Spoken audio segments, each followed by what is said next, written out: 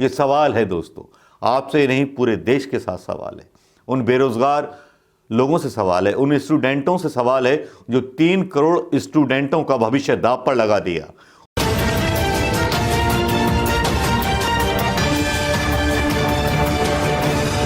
दोस्तों, मैं मनोज कुमार शर्मा एक बार फिर किसान आंदोलन की बात ना हो इस देश में तो फिर किसकी बात ना होगी। बातें केवल दो ही चल रही हैं, कोरोना की या किसान आंदोलन की।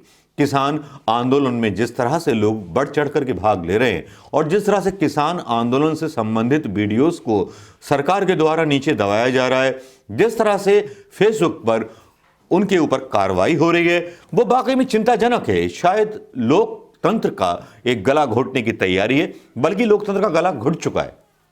असली बात तो यह है, सही बात सुनने को सरकार तैयार नहीं है। सरकार बोल रही है जो हमने किया वो सही किया, अब हमसे आगे नहीं है कोई मियां।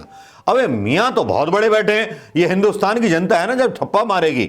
हालांकि ईवीएम इस्तेमाल कर लीजिए, वो एक अलग बात है, लेकिन आज बड़ी सनसनीखेज खबर आज की ये रही दोस्तों कि मार्क जुकरबर्ग के खिलाफ पूरे हिंदुस्तान ने आंदोलन छेड़ दिया ट्विटर पर। और मार्क मतलब जुकरबर्ग है या क्या है, या बगला भगत है, क्या है पता नहीं, क्या है, सरकार से प्रभावित है क्या है, या सरकार ने खरीद लिया है क्या है। उन्होंने किसान आंदोलन का फेसबुक अकाउंट जो था डिलीट कर दिया। अब भैया यहीं पर जो था पता चल गया कि सरकार कितनी गिरी हुई है, मतलब डरी हुई है।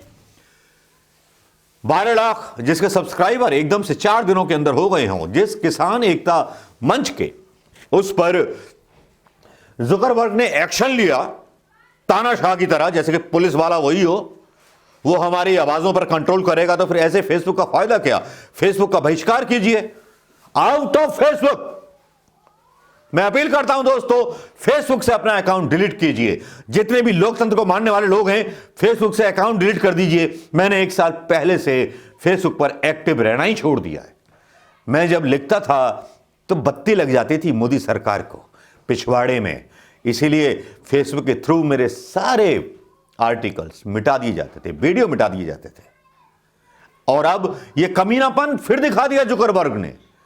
इतना कमीनापन जो मतलब हमारी आजाद सरकार है, लोकतंत्र है, तो फिर जुकरबर्ग को क्या अधिकार है कि वो किसान एकता मंच का मतलब जो एक फेसबुक पेज है उसको डिलीट कर दे। और जब उनके खिलाफ चलता है आंदोलन तो वो दोबारा आ जाता है। अब भाई एक आम खबर नवीस की तो ये औकात नहीं होती कि उसके पक्ष में चल निकले, लेकिन यहां ऐसा हुआ, हिंदुस्तान ने अपनी ताकत दिखाई।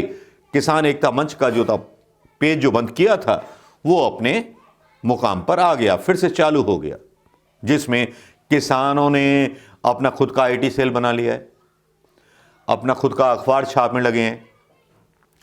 बीजेपी आईटी सेल का जूता मार जवाब दे रहे हैं किसान। किसी राजनीतिक पार्टी के आदमी को अपने यहां चढ़ने नहीं दे रहे। प्रधानमंत्री मोदी जी का सीना जो था 56 इंची था, अब 14 इंची है या 12 इंची है। किसानों के बीच नहीं जाते हैं। भाई साहब जो हैं गुरुद्वारे जाने लगे हैं आजकल, और गुरुद्वारे भी जाते हैं तो बड़े एक्शन में फ़ोटो वो कराते हैं कि बिना सुरक्षा के गए थे। फिर ज्ञानी जी बोलते हैं जो करोगे वो भरोगे, सच बोलो तो सच है। लेकिन इस तरह की बातों के बीच में सरकार के इरादे साफ हो जाते हैं कि ऐसे ही फिरंगी मुखबिरों की वजह से हमारा देश गुलाम बना था अंग्रेज़ों का। आज फिर फिरंगियों का सहारा लिया जा रहा है किसान आंदोलन को दबाने के लिए। जिस किसान आंदोलन को हमेशा से खालिस्तानी और पता नहीं क्या क्या बोला जा रहा है, मेरी समझ में नहीं आ रहा। उन किसानों की बातें सुनी क्यों नहीं जा रही। उन किसानों को बोला जा रहा है, जो मोदी भक्त हैं वो ये बोलते हैं कि साहब ये जो हैं केवल पंजाब और हरियाणा के किसान हैं, यही पैसे ज़्यादा कमाते हैं। इस तरह की भ्रांतियां फैलाई जा रही हैं, जबकि उत्तर प्रदेश के भी किसान वहाँ हैं, सब जगह के किसान वहाँ हैं, और जो किसान नहीं हैं वो छोटे छोटे काश्तकार होंगे। तब इसी पर बोला जा रहा है, मैंने पहले ही वीडियो डाला था कि 0.01 हैं, ये हैं वो हैं, लेकिन 12 लाख एक फेसबुक पर आ जाना सब्सक्राइबर सरकार को डरा देने जैसा था। और मार्क जुकरबर्ग की जो हरकत थी वो वाकई में ये दिखाती थी कि फेसबुक भी जो है सरकार के कंट्रोल में है, केवल मीडिया ही, अंजना ओम कश्यप हों, अर्नब गोस्वामी हों, जितने पत्रकार हैं ना, ये अदानी अंबानी के खरीदे हुए, ये भी मोदी सरकार के बेचारे गुण गाएंगे। इनको हम कितनी भी गालियां दे लें, कोई मतलब नहीं बनता, बेचारे रोजी रोटी कमा रहे। लेकिन इतनी हिम्मत नहीं जुटा पा रहे ये लोग कि देश के लिए नौकरी छोड़ करके आंदोलन में शामिल हो जाएं, क्योंकि इनके बाप ने, इनके मां बाप ने इन्हें इतने संस्कार नहीं दिए। आजादी की लड़ाई लड़ी थी पुरखों ने हमारे, लेकिन क्या गोदी मीडिया के दिल में जिगरा है कि कितने पत्रकार छोड़ के आ जाएंगे लविश लाइफ, ऐसी लाइफ जो लग्जरियस लाइफ हो, लग्जरियस फ्लैट्स हो, उनको छोड़ करके क्या ये नौकरी छोड़ करके क्या देश के किसानों के अन्नदाता के साथ खड़े होंगे? चैलेंज है मेरा गोदी मीडिया को। जिस तरह से एक फिरंगी के सहारे किसान आंदोलन को दबाने की कोशिश की इन मुखबिरों ने, उनको सजा मिलनी चाहिए कि नहीं मिलनी चाहिए, ये बताइए। ये सवाल है दोस्तों, आपसे नहीं, पूरे देश के साथ सवाल है। उन बेरोजगार लोगों से सवाल है, उन स्टूडेंटों से सवाल है जो 3 करोड़ स्टूडेंटों का भविष्य दांव पर लगा दिया। उस पर बहस क्यों नहीं चलाती है मीडिया?